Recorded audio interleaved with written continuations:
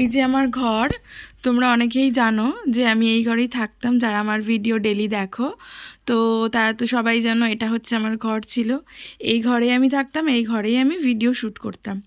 তো আমি না থাকার কারণে মানে ঘরটার যে অবস্থা দেখতে পাচ্ছ, বুঝতে পারছো। এই যে সমস্ত এখানে রয়েছে বালিশ, এখানে রয়েছে, এটা কি রয়েছে দেখি, ও আচ্ছা, এটা রয়েছে মার হারমোনিয়াম। হ্যাঁ, সেটাও এখন খাটে চলে এসেছে। আচ্ছা, এখানে একটা গামলা রয়েছে, সেখানে জামা কাপড় রয়েছে। আর এইটা হচ্ছে আলনা। সেই আলনাটার অবস্থাটা একবার দেখো কীরকম হয়ে রয়েছে জামা কাপড়ে। আর এই যে হচ্ছে ঠাকুর, এখানে ঠাকুর থাকে, সেটাও লণ্ডভণ্ড হয়ে রয়েছে। জিনিসপত্র ছড়ানো ছিটানো, একদম মানে বাজে অবস্থা হয়ে রয়েছে। হ্যাঁ, তোমরা তো জানো আমাদের নতুন ঘর হচ্ছে, যার কারণে আমরা আর কি এই ঘরটাতে এখন আছি। মানে তাও অনেক বছর হয়ে গেল, প্রায় 2 বছর কাছাকাছি হয়ে গেল আমরা এই ঘরটাতে এখন আছি।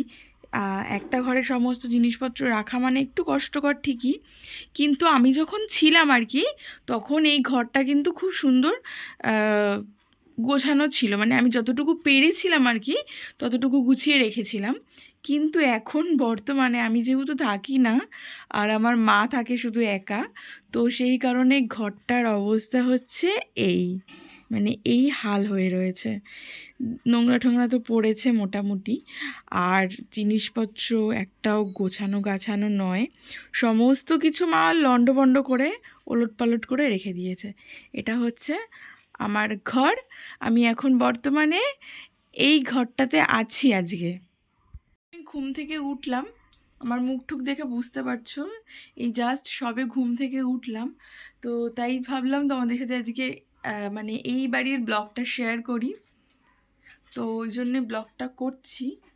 এই যে ঘরের অবস্থা, এখন হচ্ছে এগুলো ক্লিন করব, পরিষ্কার করব। মা বাড়িতে নেই, মা গিয়েছে হচ্ছে কলকাতায়। তো মা আমাকে আগের দিন বলেছিল যে আমাকে বাড়িতে আসতে, তো আমি সেটা এসেছিলাম, মানে এসেছি আর কি, ভুলভাল বলে ফেলছি, এসেছি। আর এখন হচ্ছে ঘুম থেকে উঠে তো ঘরটারগুলো গোছাবো, মানে ঘর ঝাড় দিতে হবে, ঘর মুছতে হবে, তারপর নিজের জন্য রান্না বান্না করতে হবে। ভাবছি যে ঘরটা আজকে পরিষ্কার করবো কি না, তারপর আবার ভাবছি যে একদিনের জন্য করে কি হবে, একদিনের জন্য করব, আবার পরেক্ষণে দেখা যায় যেটা মানে ছিল সেটাই হয়ে রয়েছে। যাই হোক, যদি সময় পাই, যদি টাইম পাই তাহলে অবশ্যই করব। তো চলো ভিডিওটা দেখতে থাকো। এখন অনেক কাজ, এখন বাজে হচ্ছে বেলা 8:30, আর ঘুম থেকে উঠেছি এই 8:10-15 হবে। 10-15 সময় ঘুম থেকে উঠেছি, উঠে পাশের বাড়ির ঠাকুমা ডাকছিল ফুল নেওয়ার জন্য, ওই যে বাটিতে ফুল, তো ফুলটা নিয়ে এসেছি, এখন হচ্ছে কাজ করব। তো চলো, টাটা, দেখতে থাকো।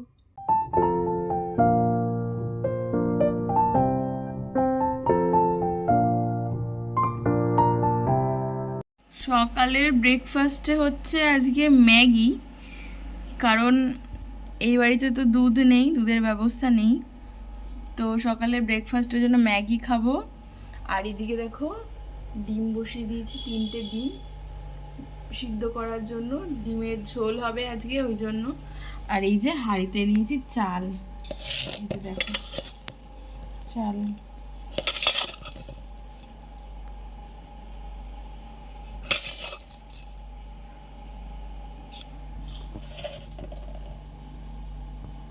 মা যেহেতু বাড়িতে নেই সেই কারণেই আমি বাড়িতে এসেছি, মানে আমি আমার বাপের বাড়িতে এসেছি।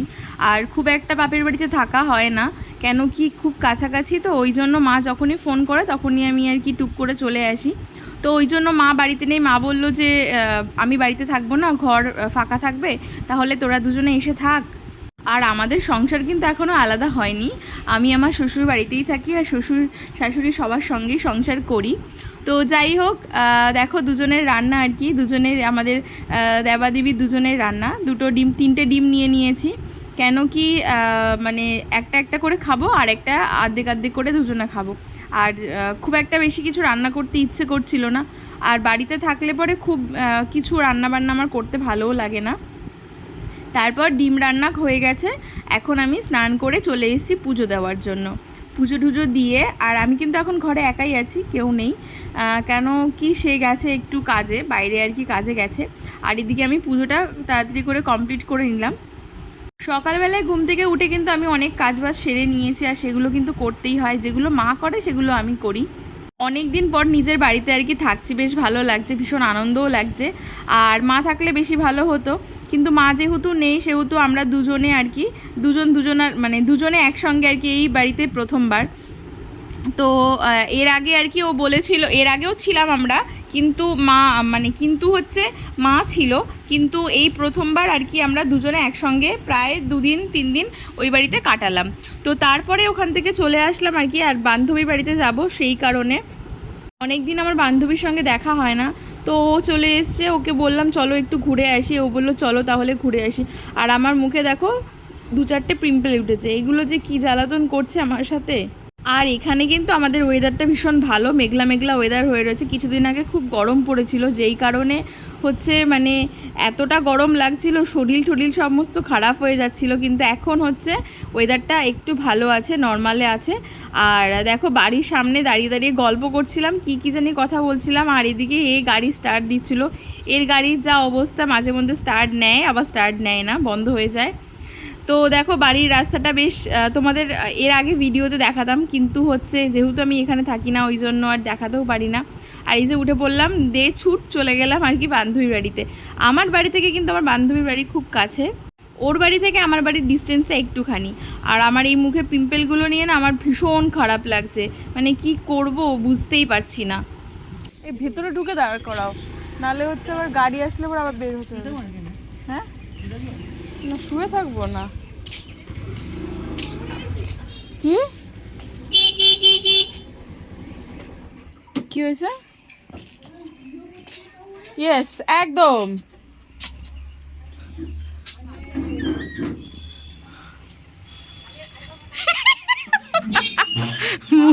মুখ ডাইকে রাখতে। আমাদের লাঞ্চের টাইম হয়ে গেছে বলে আমরা বাড়ি চলে আসলাম, এখন খাওয়া দাওয়া করব। আর এদিকে কড়াইয়ে রয়েছে ডিমের ঝোল আর ভাত রয়েছে, ওকে দিয়ে দিলাম, এরপরে আমিও নেব। তো এর আগে তো বললাম 3টে ডিম করেছিলাম, একটা ডিম একটা করে দুজন ফুল ডিম খাবো, ফুল খাবো, আর একটা হাফ খাবো। তো ওই জন্য 3টে ডিম করেছিলাম, যেহেতু অন্য কোনো কিছু রান্না করিনি সেহেতু এটাই করেছিলাম। আর সকালবেলায় মা গেছে ভোরবেলায়, 5টার ট্রেনে গেছে, আবার বিকেলবেলায় মা চলে আসবে, বিকেলে আস্তে আস্তে তাও মার 6টা 6:30 বেজে যাবে। তো ওই জন্য মার জন্য আর কিছু রাখিনি, মার জন্য হচ্ছে মা বললো যে আমি আর কিছু খাবো না, তোরা নিজেরা রান্না করে যা করবি নিজেরাই করে নিস। তো ওই জন্য মায়ের জন্য কিছু করিনি, মা এসে একবারে রাত্রেবেলা ডিনারটা করে নেবে। আর এদিকে দেখো দুজনে আমরা খেতে বসে পড়েছিলাম, ও আর আমি, একদম কড়াই টড়াই সমস্ত কিছু নিয়ে। ওই যে বললাম দুজনের সংসার একদম আলাদা হয়ে গেছি আমরা সবার থেকে। তো ভিডিওটা কেমন